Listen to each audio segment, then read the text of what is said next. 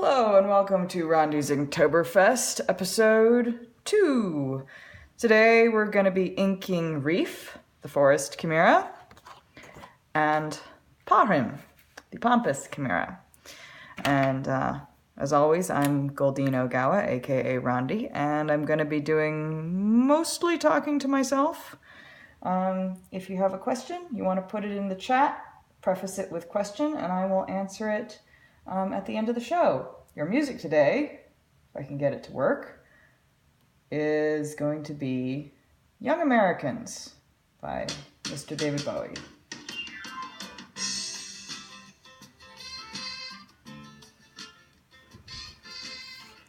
I hope no one here is allergic to jazz. I have a friend who's like just the sound of a saxophone and she breaks out in hives. But this is the I didn't get quite enough sleep last night, and then I had a swim workout and a big lunch, and so I'm gonna need all the energy I can get. This playlist, if this album doesn't last long enough, we'll play some Prince. Don't know if I'm quite desperate enough to play Michael Jackson. We'll see.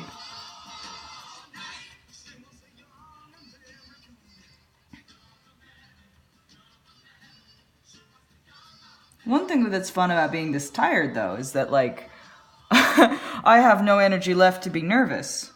First couple of times we did these streams, I was a bit, like, jazzed up. Like, oh my god, what am I doing? Is this gonna work? But now it's like, well, I'm getting used to sort of to the equipment. You know, I expect my computer's fan is gonna start going crazy, so I'm a little bit like, yeah, that's how it goes. Getting used to drawing around with this camera up here. So, can't promise that what's going to come out of my mouth is going to be particularly interesting, but that's why we have David Bowie.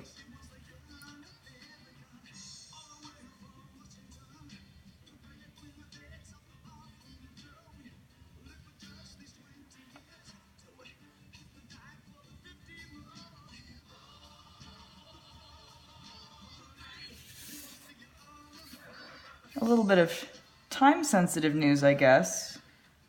If you're watching this on YouTube right after I upload it, it might still be relevant, but Anthrocon just opened for dealers applications. And I already got mine in, which is why I can talk about it. Anthrocon is one of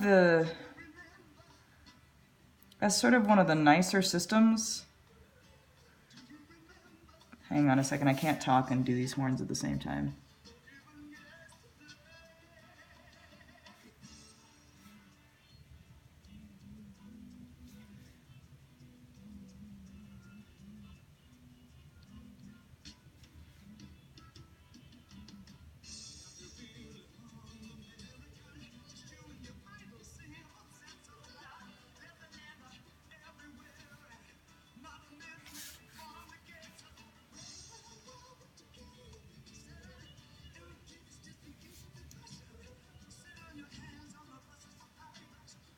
All right, yes. Anthrocon is one of the nicer systems for registering as a dealer. You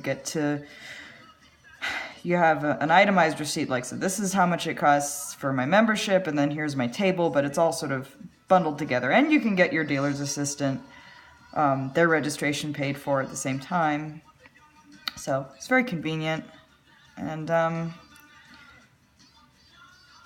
they pretty much, like, yeah, they have a good show, and I'm not just saying it because the head of Anthrocon dealers is in my chat channel right now. Honestly, I'm not going to name names, but I've I've gone through some other registration processes which are a bit like, have you guys ever done this before?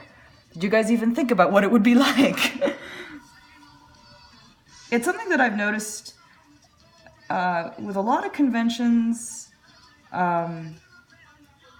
And I can't really hold this against them because it's like they're run by volunteers, but you get this weird kind of conundrum of, you know, if you're an artist or a dealer, it's like some people do this as kind of like a borderline hobby. Like they're in it to make money, but it's like they're subsidizing it with a day job or whatever. But, you know, for the most part, if someone's going to be a dealer or they're going to be in the art show, it's like they've put a lot of, you know, that's sort of like it's a major part of their life. You could almost say they're professionals. Oh my God. And so you have these professionals who, you know, they're doing who knows how many shows a year. And, you know, what you want as a professional is, you know, you want clear instructions, you want to know whether you have your table or not before hotel reservations open. That's nice. It's really nice if you know whether or not you can ship stuff to the convention beforehand. You want, you know, if you're in the art show, you really want all your paperwork as far ahead, you know, in advance as you can. Get it. And because, like I said, if you're doing this professionally, you're doing more than one show a year. You're probably doing, gosh, I mean, well, it's like some people do like as many as 20. It's crazy. So it's like that requires a pretty immense amount of organization, and a lot of these cons, it's like, you know, they're staffed by volunteers. The volunteers have full-time jobs. You know, and they're doing this in their spare time. They're not getting paid. And quite understandably, sometimes they're a little late getting, like, you know, the web forms ready or the packets sent out. And that's understandable, but it is so stressful when you're the artist or the dealer and you're like, you know, wait, help.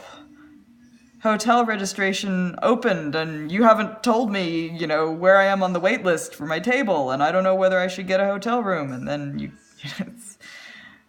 I remember one time, I won't say what con it is, except that I will say it wasn't a furry con, but in order to get, like, my control sheet for the art show, which is basically, that's like the main piece of paperwork that says, like, what you're sending, how much it's going to cost, and all that stuff. In order to get that, I had to, like, email the art show head 5 times, and the 5th time I CC'd the convention chairman. And I, like, emailed the art show lead, like, you know, 4 times previously and heard nothing. So I went and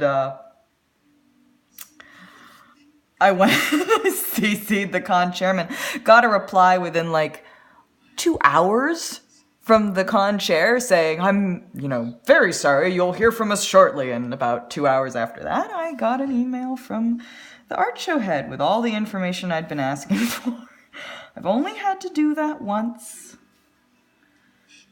but it's definitely like, it's kind of a benchmark, you know. I'm CCing the con chairman to get a reply from the division head level. I mean,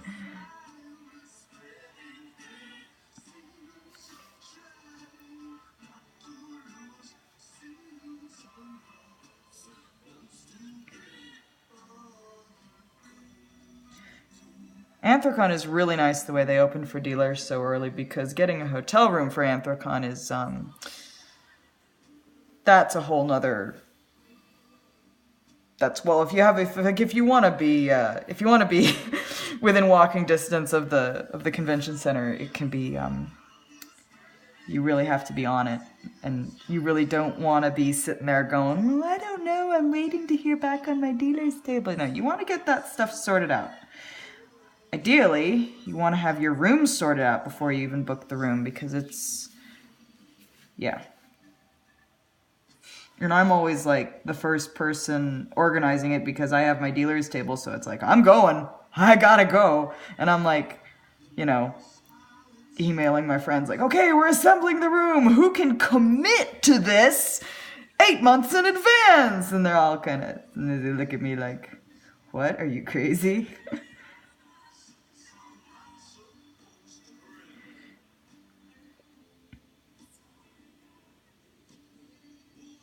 A lot of the time I end up rooming with other dealers. Who knew?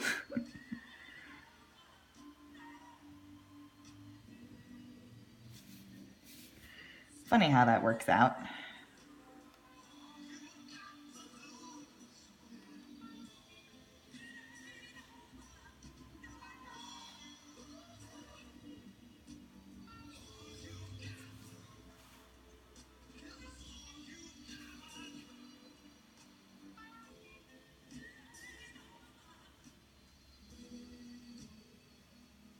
Kiara is saying interesting stuff in the chat, but since this is being recorded and I'm going to put it up online later without the context of the chat, I'm going to have to wait to respond to that until I'm not inking, so I can repeat what he said for all you watching in the future.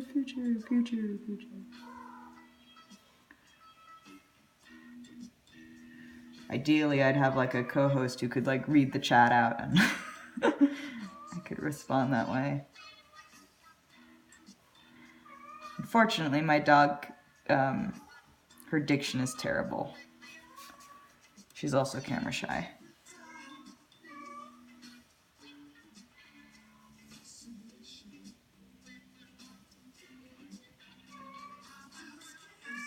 I'm doing these toe beans for you, Shira, by the way. Where applicable, I always try to put the toe beans in. I never felt strongly one way or another about toe beans until I got a girlfriend who would squeal over toe beans, and then I'm like, I'm sold. Toe beans are the best.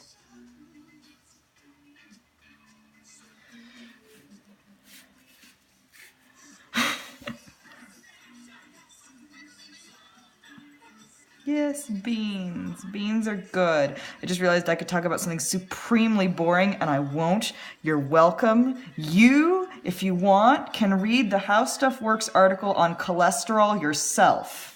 You don't have to listen to me talk about cholesterol.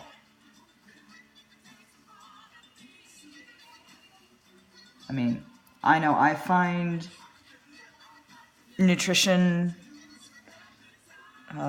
a very fascinating topic. I enjoy the feeling of cutting through all of the bullshit surrounding, if you'll pardon my French, surrounding like fad diets and stuff, and like figuring out, you know, why did we get it into our heads that this is a really good thing to eat? And, you know, sometimes there's, you know, they had a good idea there, but then it got kind of like blown out of proportion. Anyway, I find it fascinating. I understand that not everyone does.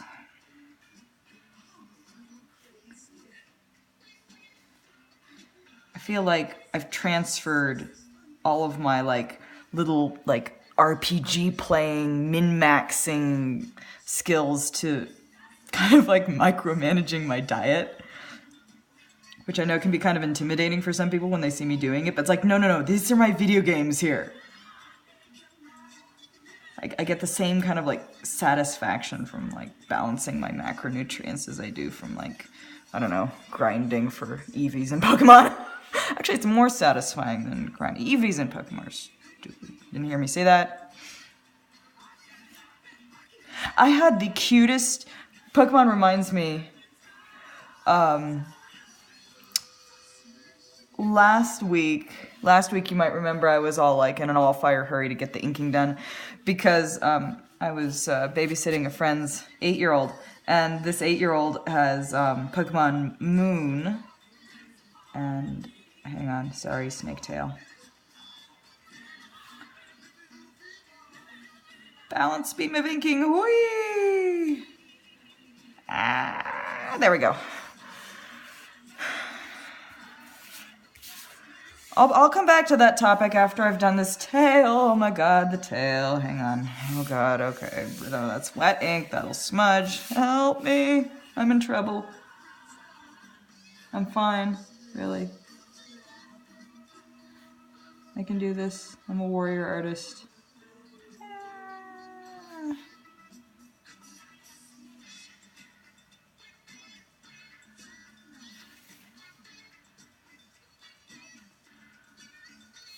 Just breathe and channel Jen Bartel. Okay, we got this.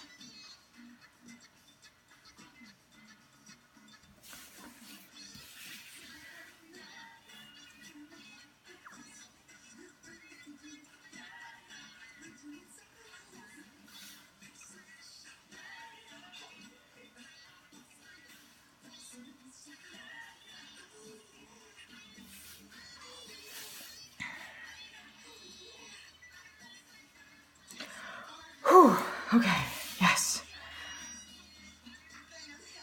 So we had an 8-year-old in the house, and he had his DS, and we were looking at, I was just sort of watching him run around and, you know, play Pokemon like an 8-year-old, which is just sort of like one of the purest things, like, you know, it's just sort of like, it's just like watching water flow. It's like, maybe it's not going the way, like the perfect way you'd want it to go, but it's just going, and it's beautiful, and it was really cute because he was in a place where the wild Pokemon were about level like 26, which for those of you who don't play Pokemon is, it's not super high level, but for like just wild random encounters, it's, you know, you've progressed a good ways through the game when you're getting that. And he wanted to catch like a Graveler, or not a Graveler, excuse me, a Geodude. And so we're encountering these like level 23 Geodudes. And he wants to catch one, and I'm like looking at his team, and his team is like, okay, he's got like a Fearow at level 28, and everybody else is like level 50s and upwards. And I'm like, okay, so you have a Fearow who can't last very long against the Geodudes because the Geodudes have super effective attacks against Fearow, and everyone else is one-shotting them. And I got him. Fearow managed to last long enough to like knock a Geodude down to half health. And I'm like, okay, level 23, half health with no... I'm like, do you have anyone who can inflict status, which makes it easier to catch Pokemon? And he's like, what's a status affliction? I'm like, do you have anyone with, like, Thunder Wave? Or, like, any of the spores? Something? I don't know. Like... And no, he has, you know, he's an 8-year-old team. It's a team full of sweepers. So, I'm like... Okay, well, I guess, you know, we'll just start, maybe he's got Great Balls or something. He doesn't have Great Balls. He has Quick Balls. And I'm like, oh, you have Quick Balls. Okay, faint this Geodude and just catch the next one. He was, like, supremely confused. I'm like, trust me, kid. Trust me. And he did, and we went and next Geodude we encountered, I'm like, okay, just throw a Quick Ball at it. Yes, you know, do not pass go, just throw a Quick Ball at it and go, do it for great justice. And Quick Balls are broken, man. Like, I knew that they were good, but that was just like, and he just went kind of like catch happy. Like, he was like, I'm gonna catch all the Geodudes, and I'm like, you only need one, but I want another one. It's just like, I think he went like 3 for 3 catching these level 20-something Pokemon at full health with his Quick Balls. It was so adorable. But it was like I could just see like the life-changing event, like we've discovered Quick Balls. I felt so happy that I could be a part of that. This 8-year-old's journey to becoming a Pokemon master.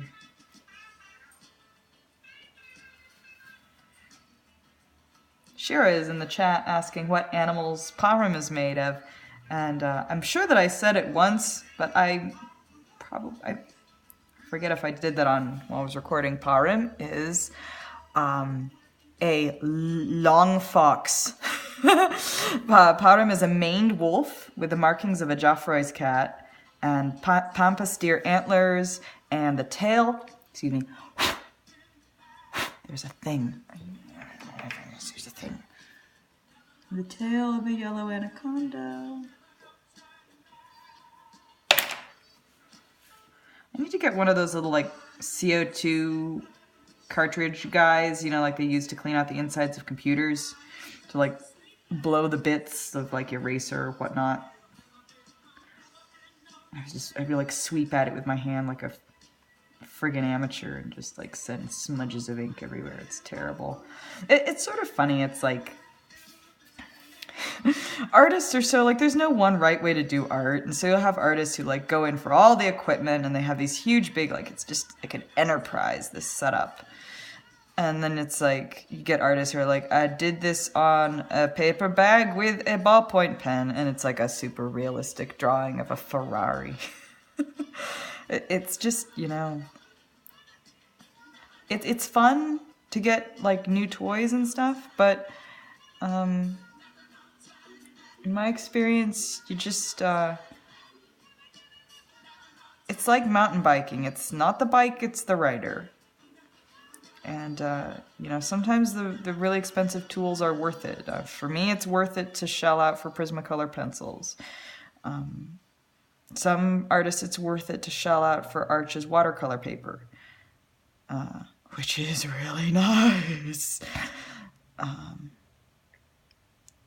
might be one of those artists, I don't know. It's also really expensive.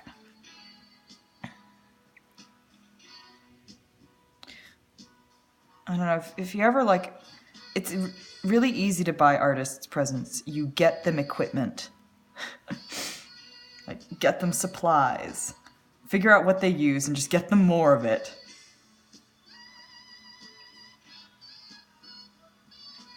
For authors, the thing to get authors is fan art. That's like the best thing you can give an author. It's fan art. Which is kind of funny because it's like, heaven forbid you give an author fanfic. It's really funny. It's partly legal reasons, but like if you're a professional writer, it's better just not to touch the fanfic and not even like unpublished writing, even if it's not fanfic of yours. It's a kind of, it has to do with copyright and plagiarism, and it's just better not to. And it's better for all concerned if the fans just don't, like, you know, I'm a big supporter of fan fiction. I think it's great, but just, you know, please don't send it to the author. Trust me, if you think the author would like it, they probably already have a stealth AO3 account. I'm not talking about you, Sean.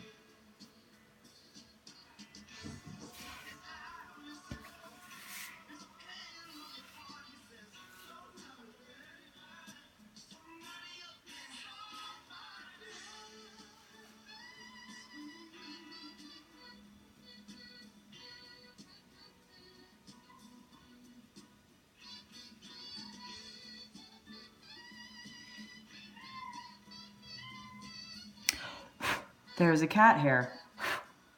The cat hairs have invaded the studio. I cannot escape from the cat hairs.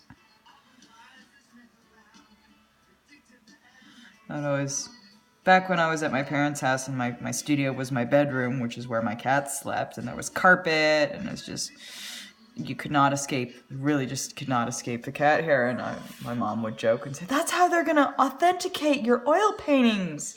When you're famous and dead 100 years in the future, they're going to be like doing DNA tests on the cat hairs embedded in the varnish. It's just like, thanks, Mom. I have a great mom.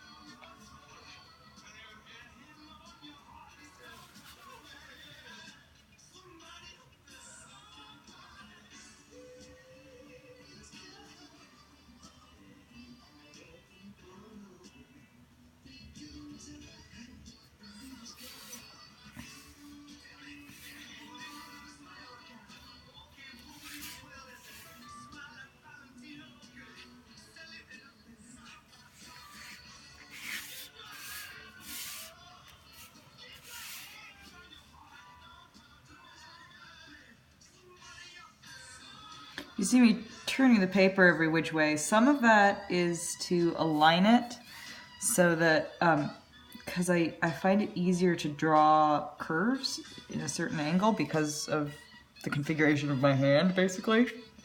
So sometimes it's that.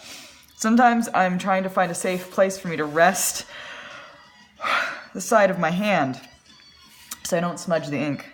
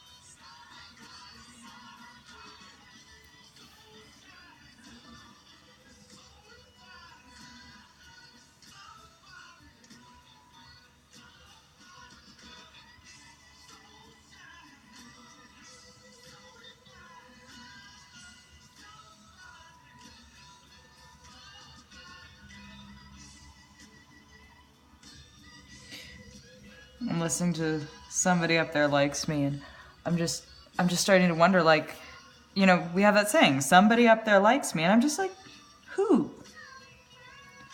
You know? Who, actually? Who up there likes me? Like, 'cause there's options. You know?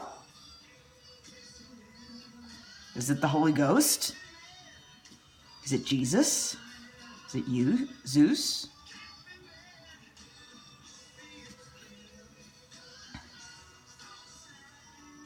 You know, I mean, is it my ancestors?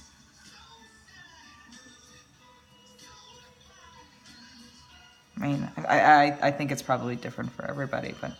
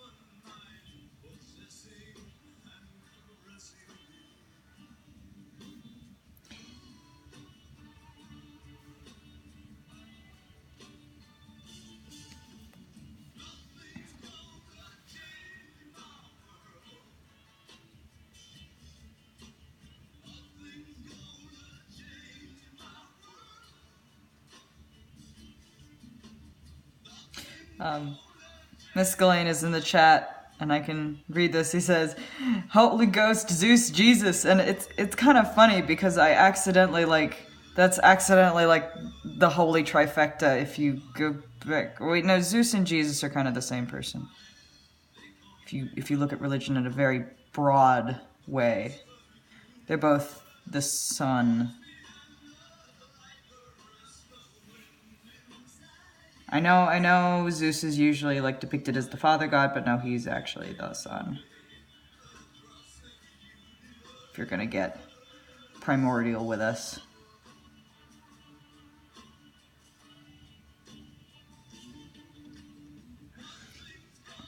I don't know, I got on, like, went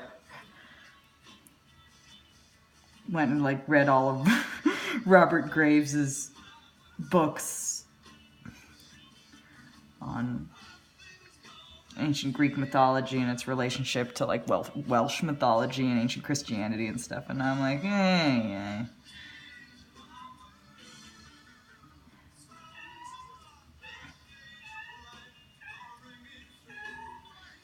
Jesus Christ was just the triple goddess trying to get back into power and failing miserably!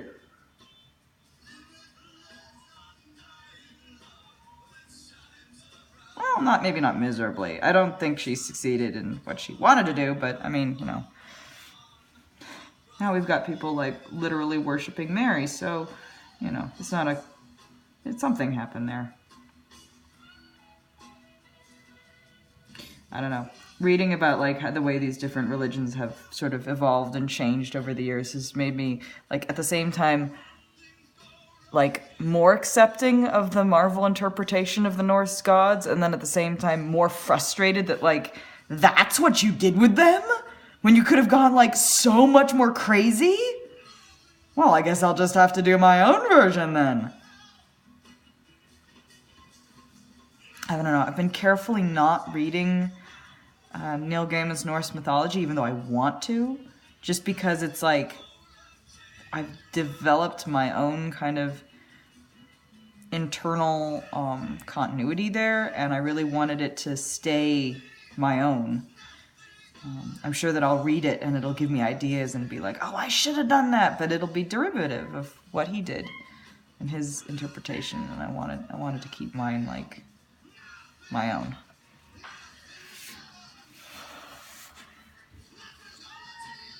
And with that, I mean, I'll do like a little more fun with the spots, because these spots are so much fun. I should do a cheetah one. Spots are fun. All the spots. Yeah, it's fun. It's fun for me when I'm designing these guys. Oh, I nearly forgot. The mane is black.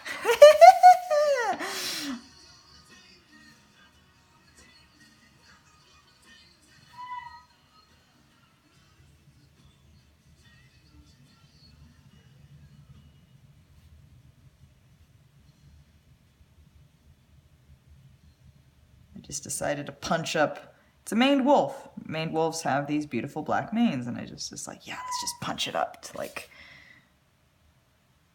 We could do another like configuration of Parhim with like a freaking mohawk, spiked up, 10 feet high. Be cool. I don't know. Parhim is like, I think they're like one of these people who's just like, just kind of a klutz, but just so pure and so well-meaning and just so kind and enthusiastic. It's just like their klutziness is just sort of endearing.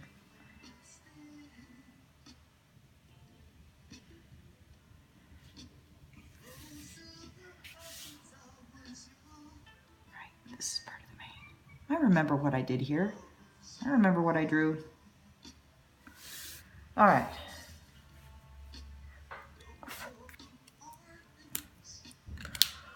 What happened to my red pen? There's my red pen.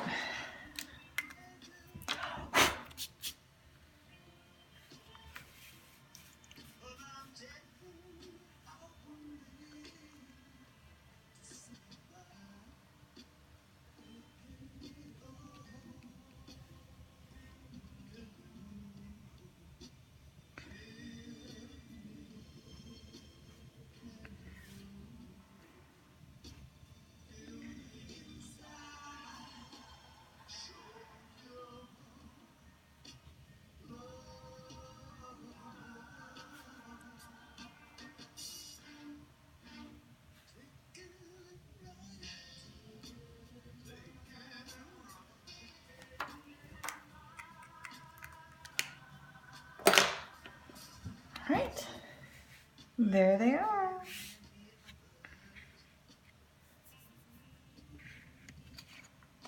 Took a little longer than I anticipated, but I don't have a babysitting gig after this, so this show can run a little long if it has to.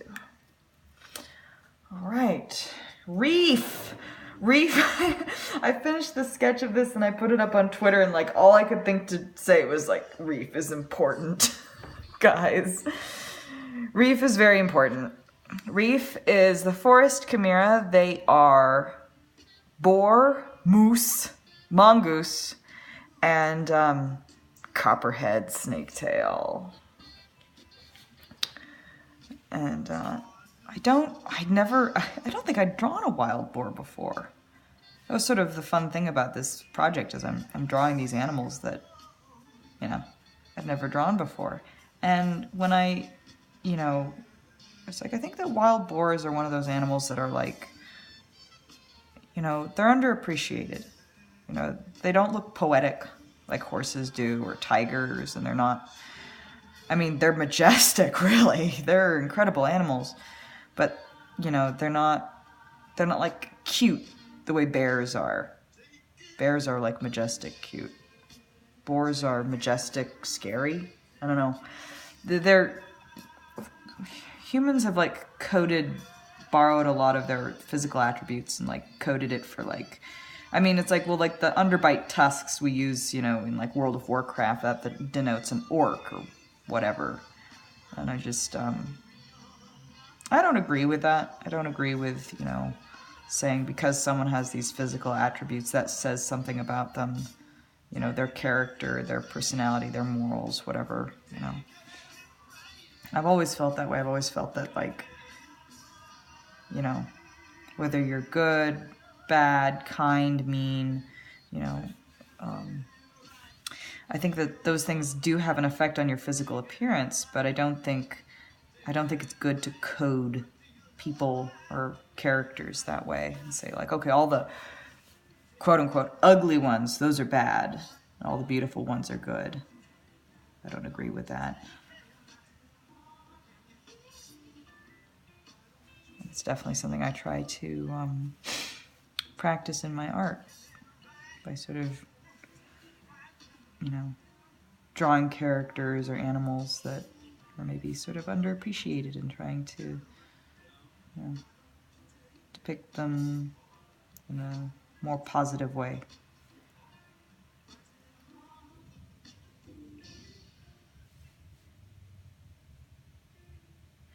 It's more challenging that way. It's like when you're drawing humans, a lot of people, they'll just sort of default to like, you know, the classical thin, young people because that's easier to draw. Whenever you start adding things like signs of age or fat, different body types, even, you know, what a lot of we call deformities, but just like, you know, what do you call them? I think it's called phenotypes. That's how my mom described it. It's just, you know, different genetic configurations that are non-standard. Anytime you start adding stuff like that, it gets complicated and it takes more skill to render. So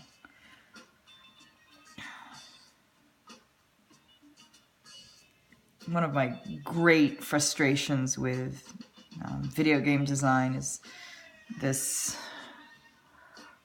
kind of like, I see people not doing things and I'm like, okay, well, that's sexist and racist, but also it's lazy.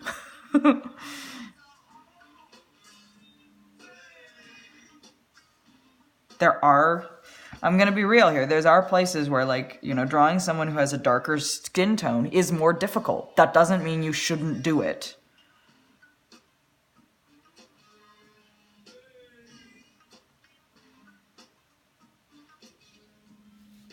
You know, just up your game.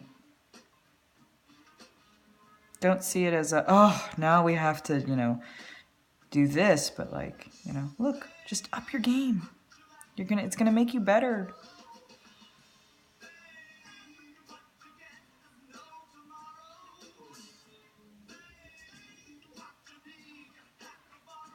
Rheef, I got a little fun. I'm talking about trees here, and I put like a little tree of life motif on their forehead.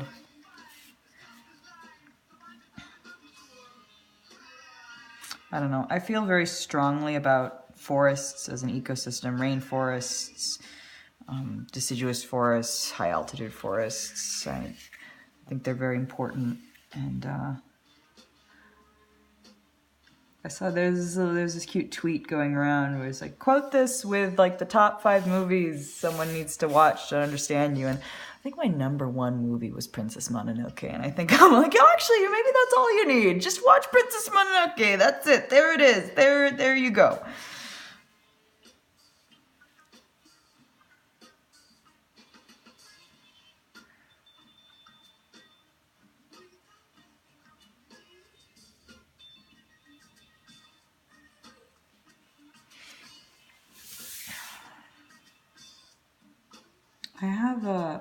I enjoy drawing characters straight on.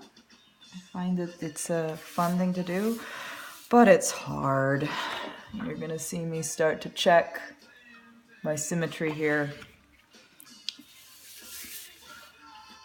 It's so easy to get just enough off that your character looks derpy.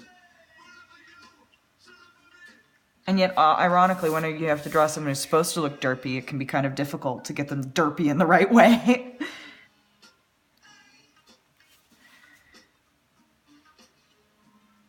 And you'll see in like how to draw books, like all these things, like, you know, map out the face with like these, you know, crosshairs and all this stuff. And honestly, sometimes that has, you know, that has an application. That's a worthwhile thing to practice. But like, oftentimes what I do is I'll block out the face so I know where everything's gonna go, and then I'll draw it and it'll look wrong. So I have to go back and redo it differently from what I'd measured to be correct. It's this funny thing about art, like, you can measure things out so that, like, by this grid, this is correct, and this is in perspective, and it just looks wrong to your human eyeballs. And so you have to go back in and change it so that it is factually wrong, but it feels right. And it's a part of being an artist, which I think is, I don't know, I think that's a skill that's very difficult to teach, because it's very much like, it's very much one of those things that's like, well, you do it and you just have to, I think it's a part of like what makes every artist unique, because every artist, we're all different human beings. You know, things are going to look right in different ways to us because we're different people. And I think part of what makes, you know, an artist, any given artist has a different voice, visual voice, from each other is part of like our individuality. What looks right to us looks right in slightly different ways, but at the same time, it's also impressive in how similar that is, how consistent it is. We've run out of Bowie. I did say Prince, didn't I? Let's see. Hang on a second. My D's are just really... I got some good stuff in the D's. We're going to go down here to P. Ah, it's not downloaded. Damn it. What have I got that's downloaded? Haha! We are going to do Michael Jackson anyway.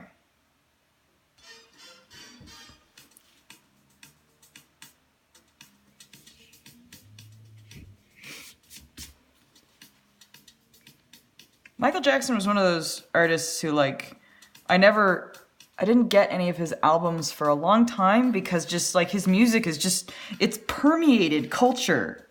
Like, you can't grow up in the States and not hear Michael Jackson, even if you don't know it's him. It's like Queen. I had this thing where it's like, I finally I got some Queen albums, and I'm like, oh my god, I know all these songs. I've listened to all these songs. I've had these songs stuck in my head. And they're all by the same band. Michael Jackson was like that for me. Except that, like, they were all on the same album. I think it was this album. No, it wasn't this album. It was Thriller. I got Thriller, and I'm like, oh my god! It's all from the same album. Holy crap.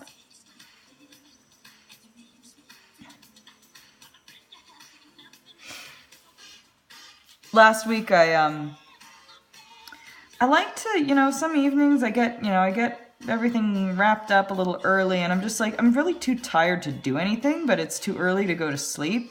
So I'll just lie on the couch with my iPad, and it's like, I want to watch some nice, like, fun, relaxing entertainment, and I'll go on Netflix, and I'm just like, oh god, it's all these TV shows with, like, cliffhanger endings and hooks and stuff, and I'm like, I can't do that.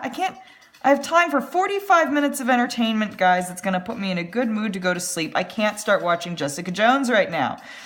And the answer was, like, documentaries about musicians. I watched a David Bowie documentary, watched Lady Gaga's documentary, and I gotta say, it was just really nice. it was really fun because these are artists that I both, I admire them, I enjoy their music, and it was fun to, kind of get a little bit more in-depth perspective on what was going on with them when they were, producing these albums or these music videos or these shows or whatever. And, so I find that interesting. I find it interesting being an artist. I find learning about other artists interesting and how we're the same and how we're different. What was really kind of heartening about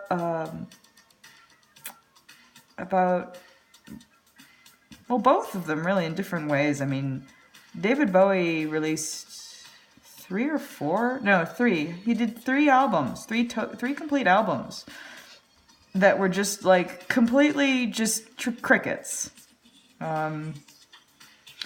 Before he finally released an album that was a huge success. And this is an anecdote you hear. It's like, so-and-so was an overnight success that took 10 years, It took him 10 years to be an overnight success. But it was just, I mean, it's David Bowie. And it's really nice to sort of be able to kind of, because I do a lot of stuff that I do and I put it out there and it's crickets. And I just have to go, well, okay, add that to the catalog. I stand by it. What I did was important and good, and it was good for me to do it. David Bowie did a lot of work like that. There's definitely some of his work that does not appeal to me, but everything he's done, I'm like, I can respect that as an artist. I can respect that you did that. And, that stuff is like, maybe it's not my jam, but it's good jam. And it was what he believed in wholeheartedly. And I think that that's really, whatever you're making, that's the best way to do it. Lady Gaga's documentary had a lot of Lady Gaga lying on a sofa and crying. And I just related to that so hard. I don't know. I like,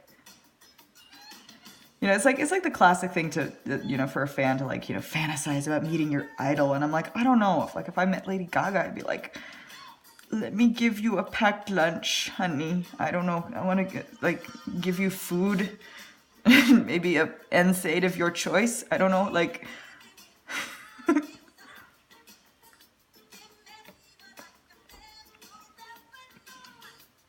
I should play some Lady Gaga on the stream at some point.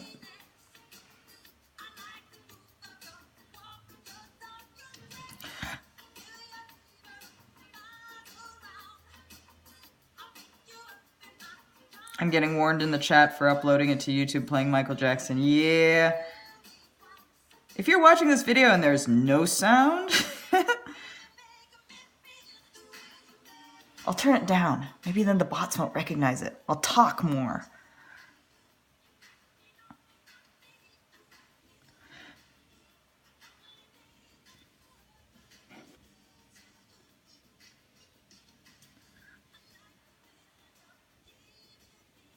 I should talk more, she said, and then was quiet. I think it's really funny, like the Time Warner music bots that go around silencing or like removing videos. It's just sort of like, it's so funny that it's just like, you don't understand how people listen to music, how they find music, yeah. I don't know, and it's funny, and like as an artist, I'm very possessive of my artwork. I don't sell reproduction rights lightly. When I do, they're not exclusive. I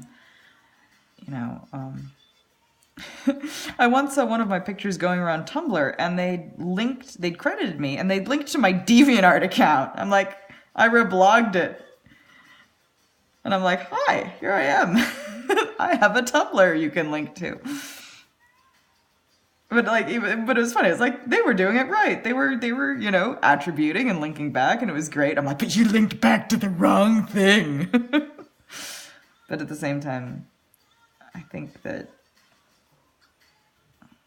I don't know. I think that music's a little different from visual art. Is that too bold to say?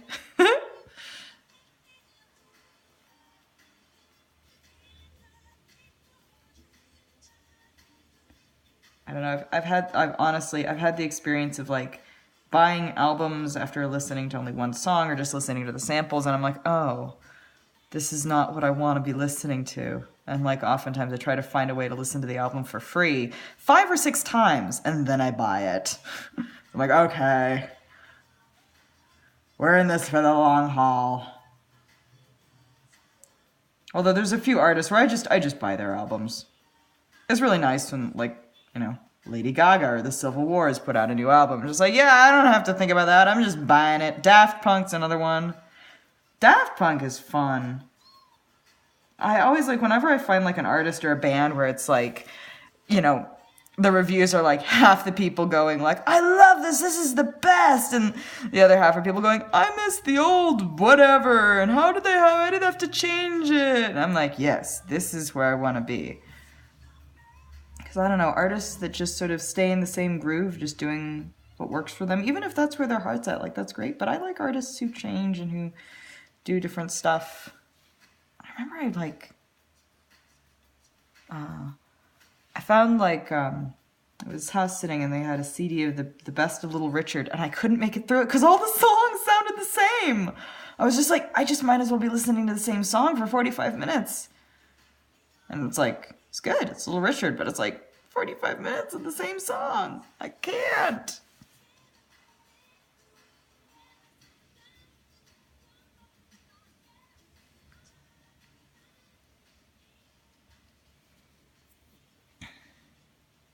Did I say that Rheef is part Wolverine? Rheef is part Wolverine. And yes, it's like I go, you know, onto Google and I'll type in like the animal name images because I want to make sure that I'm getting it right. Just sort of to make sure I'm getting like the nostrils right and the joints right and all that stuff. And I go, you know, moose images, all these moose. And I go, boar images, there are all these boars. And, you know, copperhead snake, there's all these snakes. Wolverine images, Hugh Jackman everywhere. I'm like, that's the wrong Wolverine. That would be interesting. That'd be an interesting chimera. I don't know. I think Hugh Jackman could pull off moose antlers. Honestly, I think that man could pull off anything.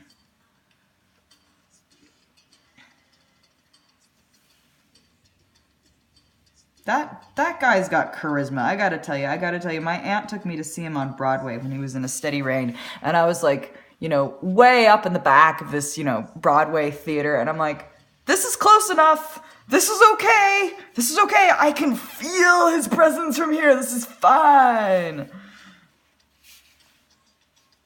He's so Australian. It's adorable.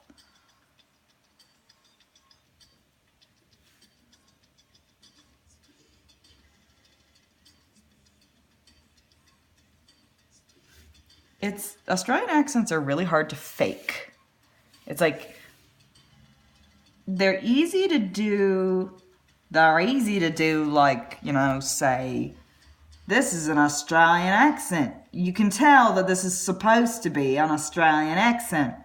But to actually do one that, you know, actually sounds like an Aussie is supremely difficult. I once went to dinner with an Australian. It was really funny because, like, if I could, like, she would talk, and then for about 5 seconds, I could do an Australian accent. And then, like, after talking for, like, 5 seconds, it would go back to, you know, caricature. And I'd be like, you know, Sarah, keep talking.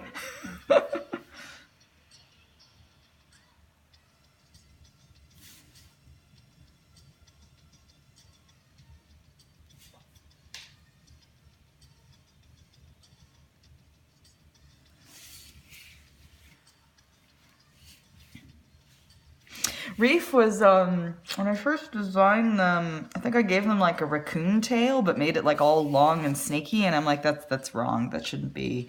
Maybe I'll give them like a possum tail, that'd be fun. And then I'm like, what are you thinking? They need to have a copperhead tail.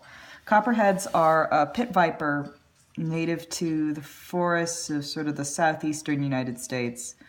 And they're one of the more like dangerous venomous snakes. You know, they have venom, it's deadly to humans, and they look like leaves. Like, they look like, oh my god, they just disappear. This is the thing, this is why I'm not scared of rattlesnakes. Like, people get all freaked out about rattlesnakes, and I'm like, have you met a rattler? They're like the most polite, like, they let you know that they're there. They let you know that they're a rattler. Gopher snakes are terrifying, because gopher snakes will pretend to be rattlers, but they're silent. And you're like, oh my god, is that a gopher snake, or is it a rattler who just hasn't got their rattle yet? I don't know, and that's exactly what the gopher snakes want, but it doesn't help my blood pressure.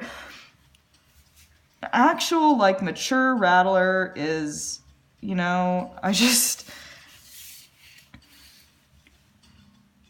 they're okay. They're really okay. They don't want to be messed with, and they don't want to mess with you, honestly.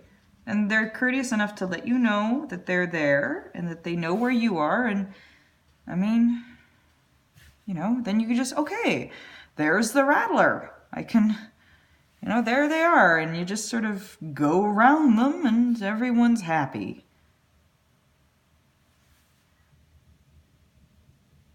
Copperheads are like, I mean, I kind of feel bad for them. I assume that copperheads also don't want to mess with you, but, you know, they don't tell you that they're there. They just lie there looking like a bunch of leaves, and then you step on them, and then suddenly you're like, damn it. Should have packed the anti-venom.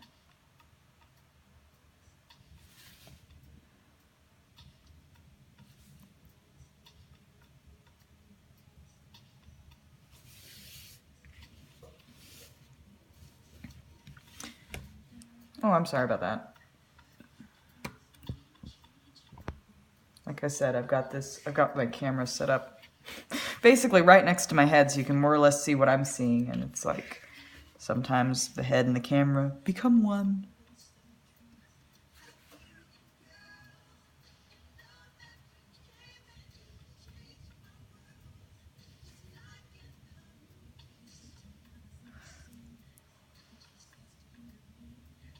Moose in particular I chose for the antlers because moose antlers just look like something that grew in the forest. Especially when they have the fuzz on them.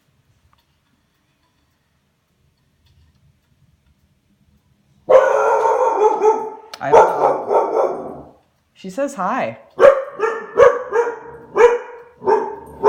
What's up? The neighbors in their backyard?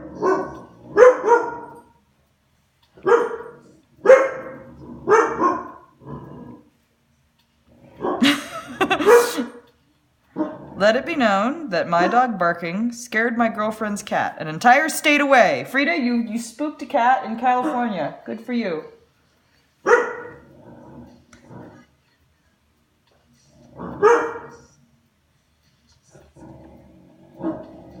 I apologize if my dog is splitting eardrums.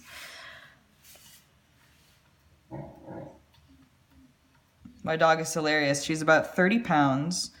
She's pitch black. And she's like the shyest thing.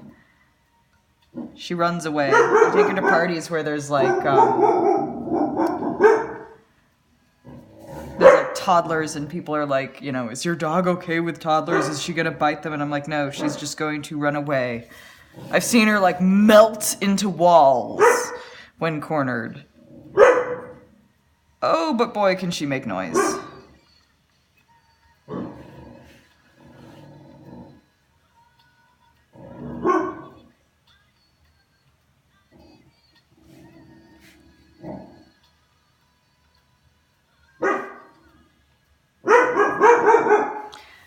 Frida, shush. It's okay. You let me know that there's something out there. Frida, come here. Shh, shh, shh. Frida, shh. Good girl. Shh. Frida, shh, shh. Frida, come here. Ah.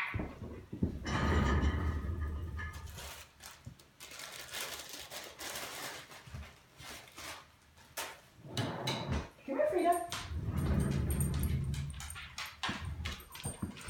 All right. hard chicken jerky. That should keep her quiet for 10 seconds. She's trying to growl while she eats the treat. Frida, that sounded hilarious.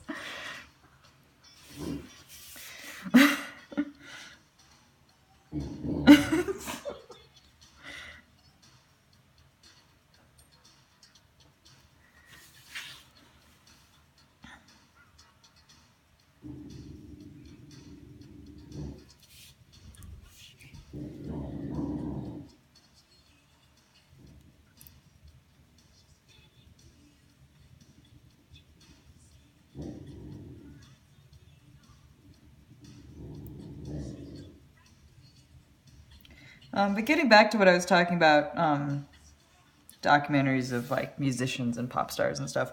On the one hand, it was really heartening because it was like, oh, they have the exact same problems I do, you know? It's like, I'm not alone in the universe, even though I have other artist friends. It's like, you know, even someone as different from me as Lady Gaga, you know, we're fighting similar battles here. So, you know, on the one hand, that's encouraging. On the other hand, it's, oh my God, it's never gonna stop. I could literally be doing the Super Bowl halftime show and still be like insecure mess.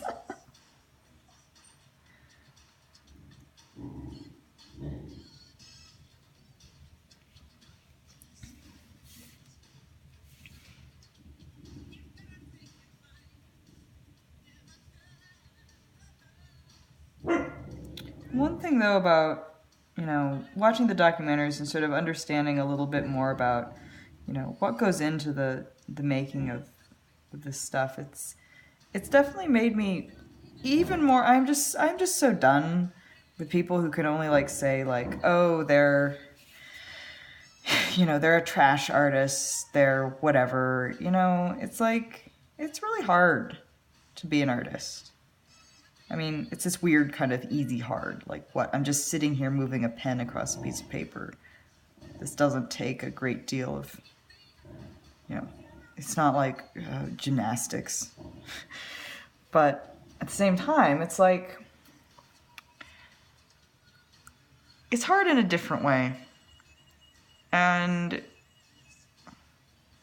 the more I progress on this my journey as an artist, the more I'm just done with tearing other artists down. I mean like for their art. I mean if you have someone who's going around just being like a trash fire of a human being, like, I don't know, just being rude and mean, it's like those are things you can criticize on their own merits. Like, you know, you can just say it's like, well, you know, well, they're like a transphobic piece of trash, you know. It's like, just, you know, they're not being cool with that. They're not, you know, they're being rude, they're being insensitive, they're being that sort of stuff. You can keep that separate from their art. You can do that without like saying, and your fursuits suck. You know, you don't, it's like, and especially if the person is like, you know, fairly normal person without any particularly bad vices. It's like, nah. People have like these pet artists that they like to tear down. There's people who are like Lady Gaga haters or Justin Bieber haters, and I just like, you know what? And even if it's not an artist that I personally like, I'm just like, no, I'm done with that. I don't think it serves any good purpose. Because at the end of the day, you're tearing down another human being for no good reason. I just don't think that's good practice. If you're gonna tear down a human being, it better be for a darn good reason.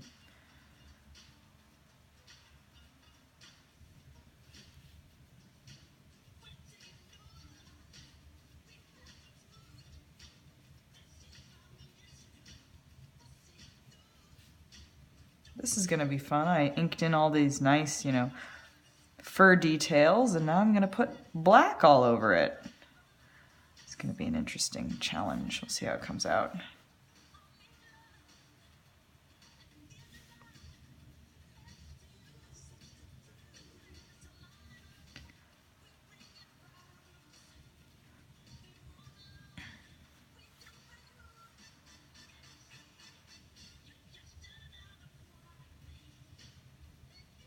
Hopefully it'll still be clear what this is a picture of.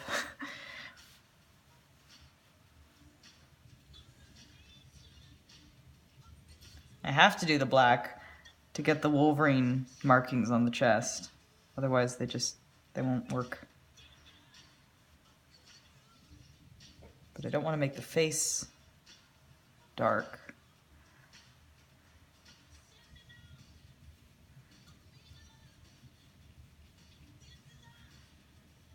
So we're gonna have to do some integration here.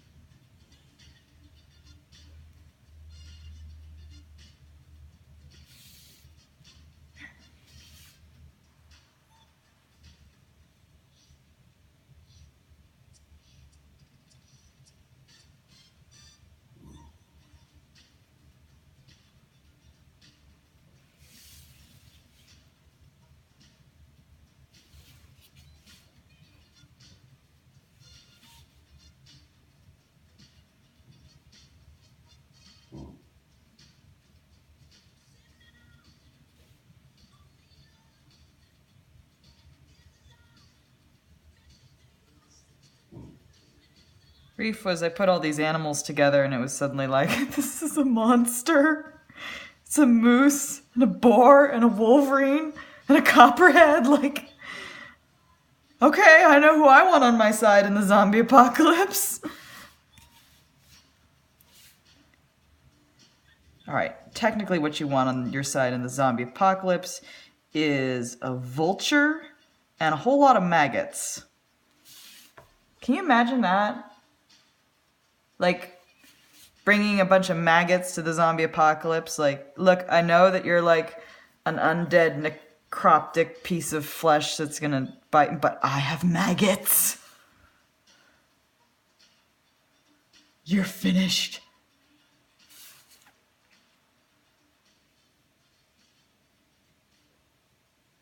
They're gonna eat you alive, dead thing.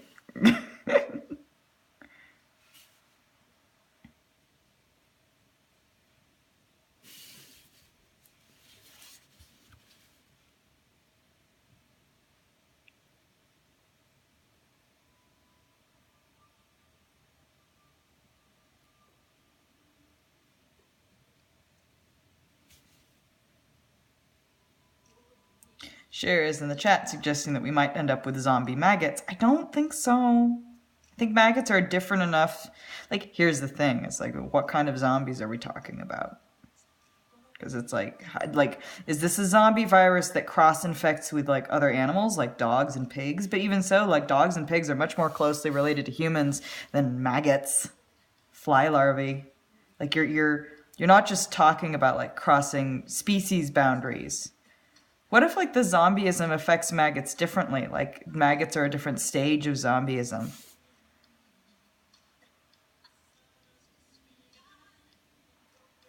Actually, zombie maggots would be even better to fight zombies because they wouldn't die.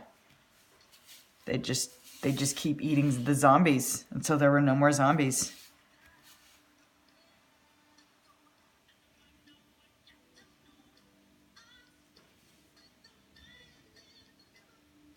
I am all about weaponizing monsters for, you know, our own, the greater good. Like,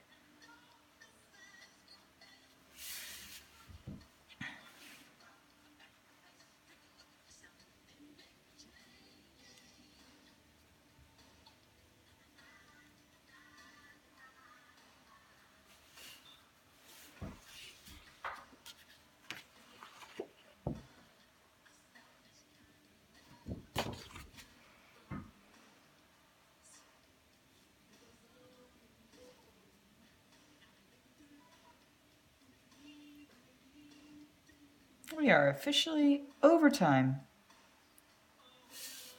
But Rheef here is almost done.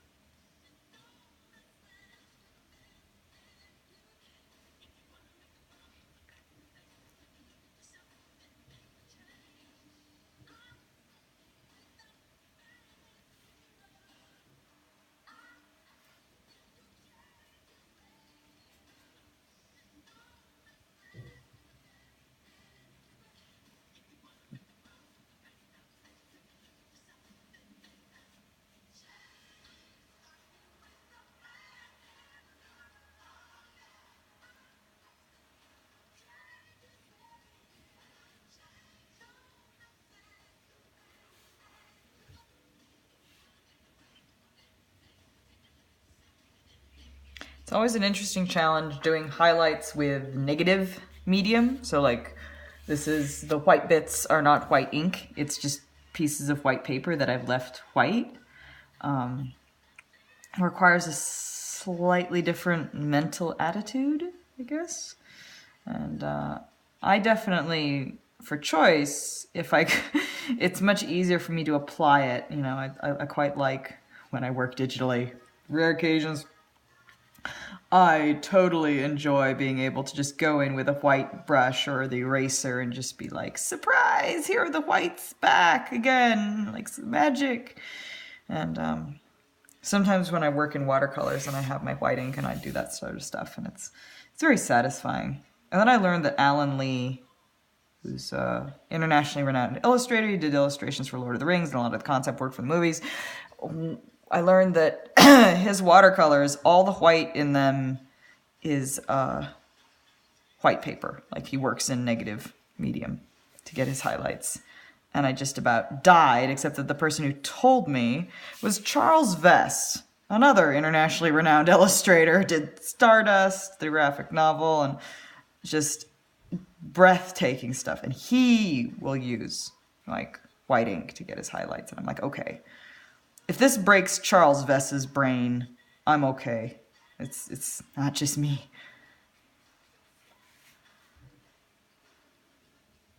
But it's just sort of another thing about, you know, different artists' brains work differently. What is brain breaking to me and Charles Vess is probably perfectly natural to Alan Lee.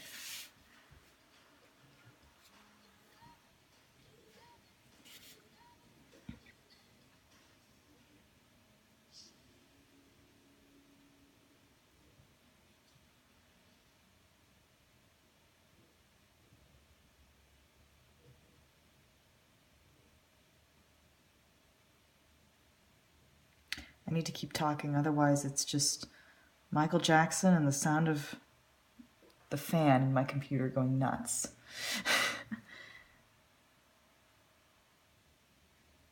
Actually, it's not even Michael Jackson anymore. We ran out of album, I think.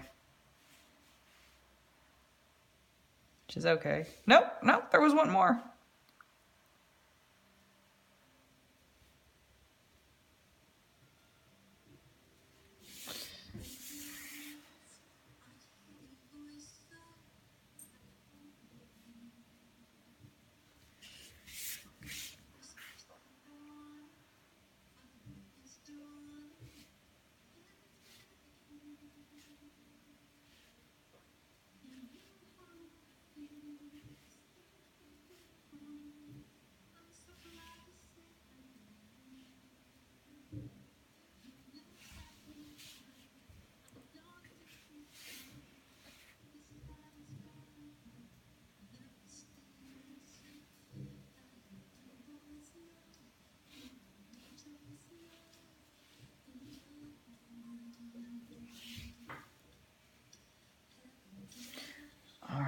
I think I'm just playing around with it now. So I'll get them signed. I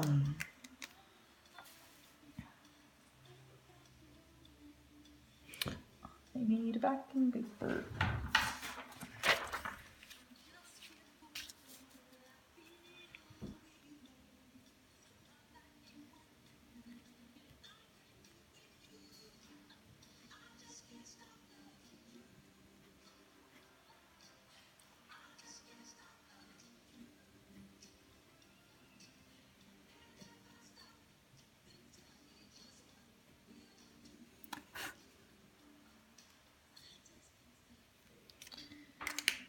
Okay.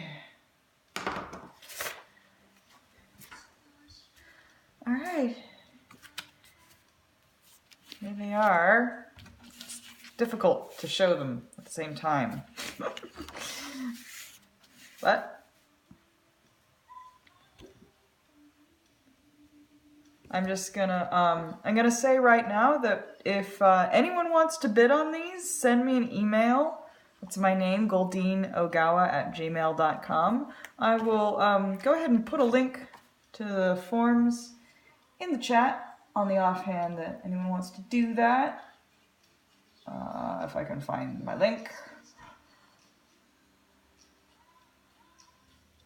Here it is.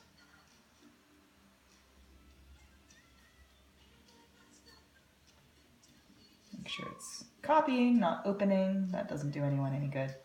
All right, there we go. And just for a little bit here, there's Parhim, and I will just quickly scroll back up through the chat, seeing if there's anything missed that I wanted to.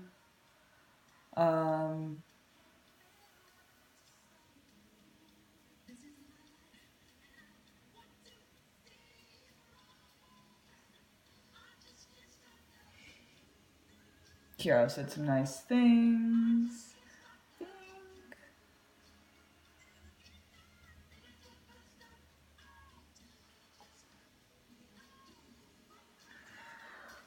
I don't think there's anything in the chat, really. But, yeah, I'm not going to hang out here for very much longer, so I'm actually going to wrap up the recording for those of you online, because it's probably just going to be me blithering around here. So, for those of you watching in the future, thank you for watching. I've been Goldine Ogawa, aka Rhondi. This is Parhim. This is Rheef. And I will be back next week.